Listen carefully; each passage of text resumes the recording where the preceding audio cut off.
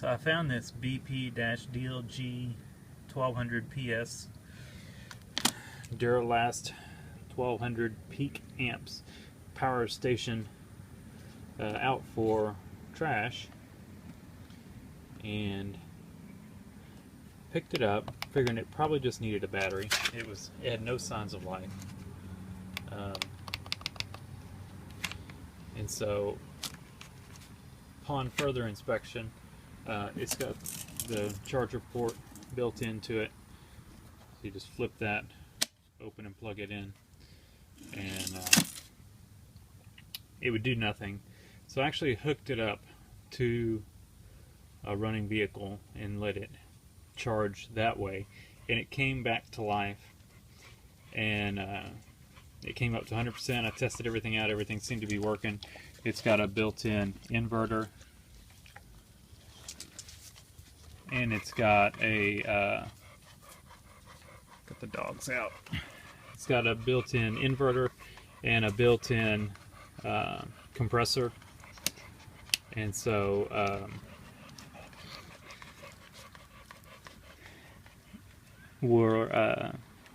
I think it'll be worth saving.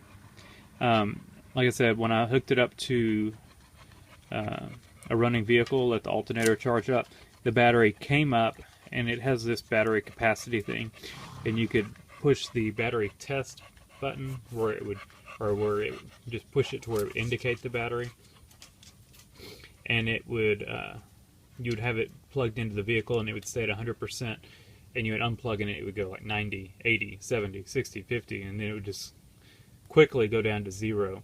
But I brought it over here before it got to 0 and plugged the plug into it to charge it, and the internal charger kicked in and started charging it.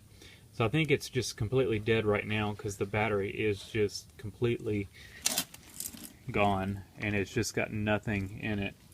So I think what we'll do is tear this thing apart, see what kind of battery it has in it, and we'll get a replacement. These are normally just sealed batteries. I don't know what size this thing has in it, but once we crack it open, we should be able to find some battery. That it looks like it's got 2 screws here. They're on the side, on both sides, 2 at the top and 3 at the bottom, and that looks to be about it. So let me get all those screws out and we'll take a look and see what we can find. This thing will be pretty useful, I would think. If we can't get a battery for it, we may part it out and keep the inverter and the little compressor and some stuff like that, but I think we can get it working. So I missed seeing one at the top. There's one right here on the handle. So you got 3 at the top, 3 at the bottom, and 2 on the sides where where you wrap the cord around. And opening it up, you can see we've got a 12-volt, 18 amp hour sealed lead acid battery. And so what I'll do is go ahead and order one of these. Let's take a look. I normally get these. There's some local places that have them, but Amazon has them too. And they're normally about the same price either place. So let's see what Amazon has them for. And I'm a Prime member. So let's see.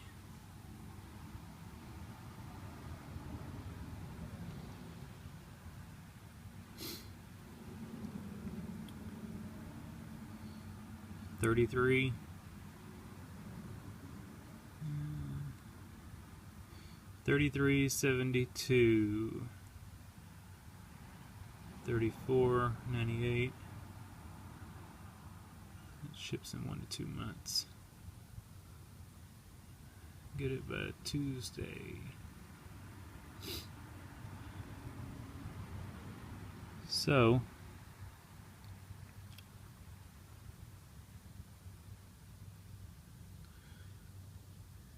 I think we'll order one of these, and for $33.72 we will have a new basically, well, not a new jump starter, but better jump starter. Let's see if I can. I don't even have one I could temporarily hook up. I used to have some of these batteries, but don't have any more. So I'll get one of those ordered, and we will tell you what, before I do that, I'm sure it's no good anymore. Yeah, my junkie jerk garage. This thing's got 2 of them in it, but yeah, they are gone and probably wouldn't recover. I had batteries in that one that were still good. I had replaced the batteries at one point. It's got 2 of them in it, 2 12-volt 18 amp hour batteries in it. And I put new batteries in it and then used it for a while, then disconnected it. But they've gone bad. So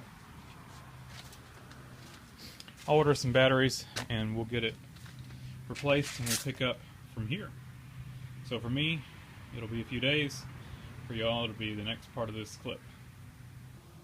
So it's a few days later. Got a package in the mail, and it is not Revlon. It was my battery. So, continuing on, I'm going to try not to, well, I guess we can unplug all these little plugs. So I'll undo those. Looks like they're all easy to not get mixed up. So we'll undo all those, get this half of the case out of the way. And it looks like 6 screws, 3 on each side. And we'll take the battery off, undo these bolts here, and transfer these cables, these wires, over to the new battery, slip the new battery in, bolt it up, and plug these wires back up. Then we'll put the case back together. So a few things to note. You know, I took this apart a few days ago, and so I put all the screws in a Ziploc baggie. It's just and then set it inside of here. It's just a good way to keep track of stuff so you don't lose them. This is the inside of this thing. If you look right here, there's the AC adapter that you plug into. It basically is just an AC adapter mounted to the case with the prong sticking out on the other side that you plug into. There's the little 12-volt air pump that it has built in. And then I think on the other side of this battery we'll see the inverter. Unless that's part of it right there. That may be it. But it probably is actually. One thing I thought was curious, and I'm pretty sure this thing has never been apart before. If you look, this bolt here,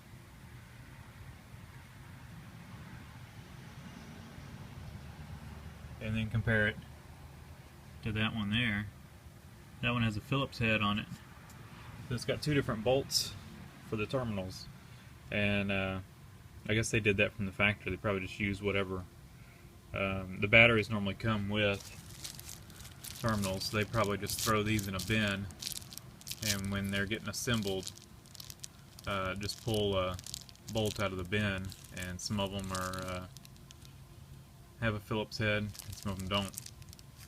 So thought that was interesting, but I don't think that it's been apart and this is a replacement battery. I don't think this thing's old enough to be on its now 3rd battery. This looks like the original. So let me get these undone and we'll get this battery out of here and get the new one in. Alright, battery's bolted in. I went ahead and used the new screws, or new bolts, and so it's all bolted up. And now we just need to push this over to it, plug up all our wires, and kind of route the cables through that little cutout like that, and the same over here, and then we will be good to go. Well, good to go to push this back together and put these screws back in it. Alright, we're at 95% battery. Actually, it was at 99. I tested everything out. Everything works. I'll show you all. So let's turn the main power on. So now it says jump starter power. It's lit up green. It's got this low charge alert. You pull this pin, and when this thing needs to be recharged, it makes a noise. Probably leave that pin in there. These buttons still had tape on them, so I guess they really didn't use those features, whoever had it before. It's got a little LED light on it. It's got, here's the switch for the inverter, so now we've got 110 AC. It's got a little fan that's running right now. I have no idea what the how many watts it puts out. I'm guessing not a whole lot. Probably run a laptop off of it, and that's about it. We've got a USB port, charge phones, 12-volt socket,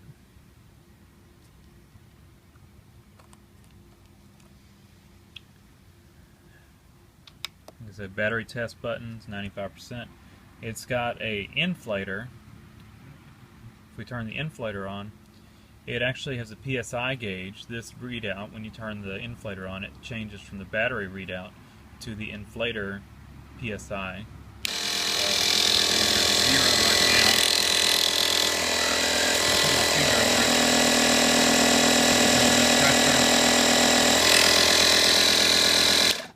So that's kind of neat.